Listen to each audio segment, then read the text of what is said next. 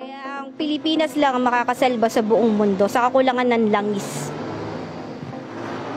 Bayan, hindi lang ho makakasalba, kundi ito yung sinasabi ni Ma'am na Capricorn. Ma'am, yung Capricorn ba is composed of how many scientists, how many yung mga gold miners ng mga research?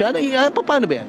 We have three laboratories na suri sa area natin. That is Amoco International, which is USA, Philippine Analytical dito sa Pilipinas, at True Birth Research dito sa Pilipinas. At ang bato na sinuri na pinagdikitan ng langis dito sa bansa natin is 475 million years old ang tanda. Ibig sabihin, panahon pa ng fossil fuel, panahon pa ng mga dinosaurs.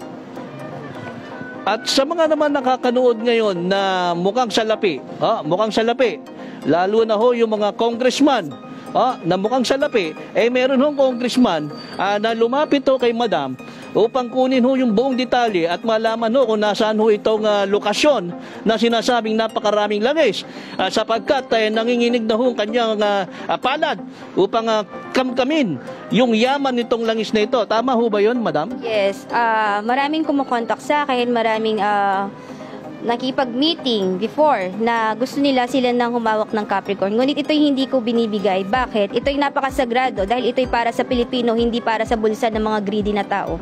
Madam, ano ho mangyayari kung sakasakali magkaroon na ho ng lockdown? Ano ho gagawin ng Pilipinas? Wala. Dahil kasi pag nagkaroon ng lockdown ng langis ang buong mundo, wala. Nga ang Pilipinas. Dahil ang reserves ng buong mundo ngayon ay nanganganib na. Kaya ang dapat gawin ng Pilipinas ngayon is simula dun sa Malacanang hanggang pababa hanggang sa mga taas, makipagkaisa sila sa gagawing proyekto ng Capricorn na magsasalba hindi lang sa Pilipinas kundi sa buong mundo. Na-mention ni Madam itong Capricorn, no? Binabalaan ko po kayong lahat sapagkat meron po siyang sinabi kanina na itong Capricorn na ito ay isang sagrado. Isang napakasagradong aktibidades na meron ng divine intervention na sino hong magpaplanong unahan o nakawin sa kanila ay basta-basta na lang o bigla na lang daw mawawala. Ma'am, totoo ba yan? Yes. Ito ay napakasagradong yung Capricorn na to. Kaya nagtataka sila kung bakit ang Capricorn lang ang merong sample analysis sa area dahil sila ay wala. Sabihin lang yan, ang mga tao na pumupunta sa area is greedy na tao na may personal na interest na hindi ibibigay para sa bayan. Alright, so ganito pala yan, bayan. Yun hong nagbabalak ng masama, ako pinagtataka, bayan, sapagkat napakatagal na hong panahon, hindi ho nila nakikita.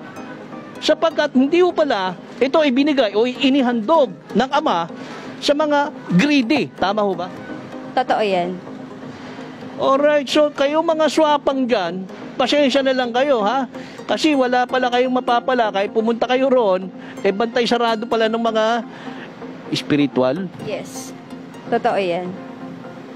Wala ho pala kayong magagawa, kahit magdala pa kayo ng 1 milyong sundalo roon, o kung sino yung private army nyo, sapagkat yung palang nagbabantay doon, mga spiritual, ma'am. Totoo yan.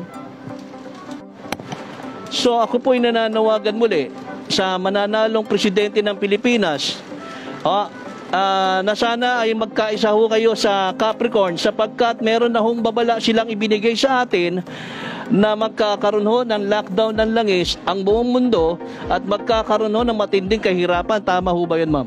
Oo, kasi pag ang langis ang pinaka-kailangan ng buong mundo. Kapag wala ang langis, lahat ay hihinto. Even factory, transportation, hospital, electric household, lahat yan hihinto pag walang langis. Kaya lahat ng yan, Pilipinas lang ang makakasalba. Ma'am, may binabanghit ko kayo na kapag natuloy na ho itong Capricorn, ay wala na hong mahirap na Pilipino. Hindi na ho sila maghihirap, kundi magkakaroon na ho ng maginawang buhay ang buong mamamayan ng Pilipinas. Totoo yan. Ang Capricorn ay para sa buong Pilipino, hindi lang para sa buong mundo. Ang Pilipinas ay magiging free tax, free house, free hospital, free education, lahat-lahat na. Ma'am, kung sakasakali na ito'y matuloy at magkatotoo, wala na hong mahirap. Ma'am, bali, sino ho magtatrabaho ngayon? Sino ho ngayon magpapatuloy na magpatakbo ho sa ekonomiya ng Pilipinas? The international, we will hire them na maging empleyado dito sa Pilipinas. Sila naman yung mga ngamuhan sa sarili nating bayan. Hindi ang Pilipino ang mga ngamuhan sa sarili nating bayan. Sa madalit salita, ang Pilipinas ngayon ang mag-hire ng foreign workers ngayon dito sa ating bansa. Ang Pilipino ngayon ang magiging boss. Yes, totoo yan. So yung mga inapi dating OFW, may rest back time sila ngayon.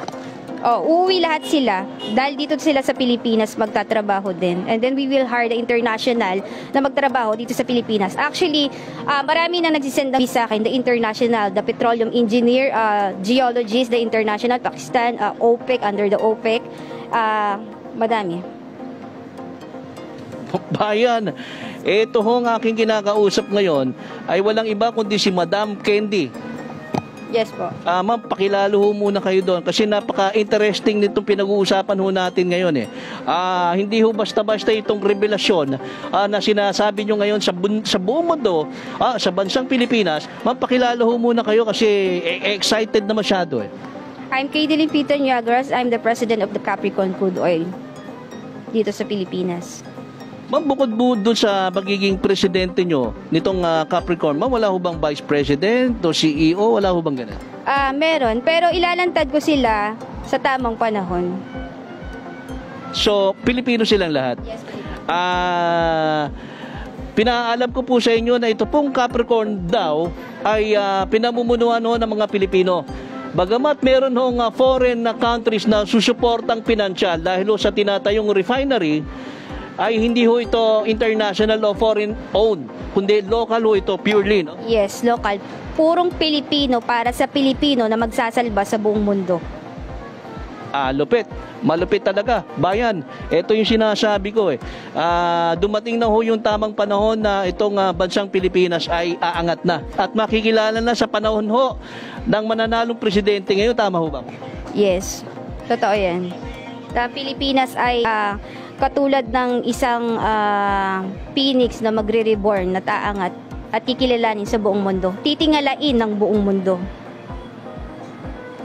Bayan, ito pa lang ho yung aking paunang interview kay Ma'am Candy sapagkat amin ko po lalo ng malalim ito hong kanyang matinding revelasyon. Ngunit ako ay nagbibigay ho ng babala na po sa inyong lahat na kayo po ay mag-ingat dito sa kanyang revelasyon sapagkat mukhang maaring ito ay totoo, matindi hong kahirapan ang ating dadanasin kapag hindi ho tayo makisa sa Capricorn. Tama ho ba ako doon? Totoo yan. Dahil nanganganib na, even the international, nababalita yan nila na yung global energy crisis ang buong mundo ngayon. Even the DOE, alam na nila yan. Yung Malacanang din, alam na din nila yan. Ang gagawin na lang po nila is makipagkaisa dito sa project ng Capricorn na tanging hindi lang buong Pilipino makikinabang kundi buong mundo. Ma'am, teka, ang dami nyo na sinabi, no? Na masyado malalim. Himayin ko lang to isa. Ma'am, alam na ng Malacanang ito, bakit ho hindi ho nila sinasabi sa taong bayan? What I mean is, alam na ng Malacanang at DOE na magkakaroon ng lockdown ng buong mundo dahil sa langis.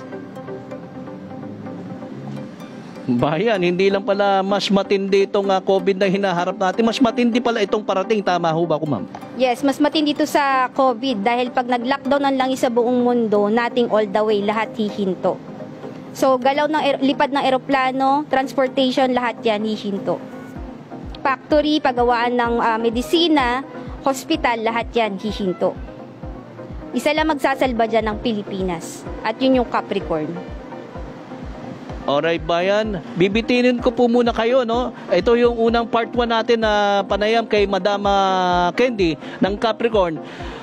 Ma'am, ano ho yung inyong departing words para ho dito, para ho sa mananalong presidente natin at sa mamamayang Pilipino? Isa lang masasabi ko sa mga tumatakbo ngayon sa Malacanang ngayon, sa halala ngayong 2022, na tigilan nyo na ang paninira. Tigilan nyo na rin ang away at bangayan at sisi. Lahat kayo, pati mga Pilipino, ay magkaisa para sa ilalabas ng Capricorn dito sa Pilipinas at sa buong mundo. Yun lang. Alright, bayan. Ito na ho yung sinasabi ng magkatandem. Bongbong Marcos and Sara Duterte, walang kinalaman sa election to. Unity, pagkakaisa no ma'am, no? Pagkakaisa ang kailangan ng lahat. Kailangan nilang makipagkaisa sa Capricorn na ilalabas ng yaman ng Capricorn para sa buong Pilipino at buong mundo. Alright, bayan. Yan na ho ang aking panayam dito ho kay President Candy ng Capricorn. Mula rito sa Quezon City, Ed Tan Flores para sa Mapapabayan Balita.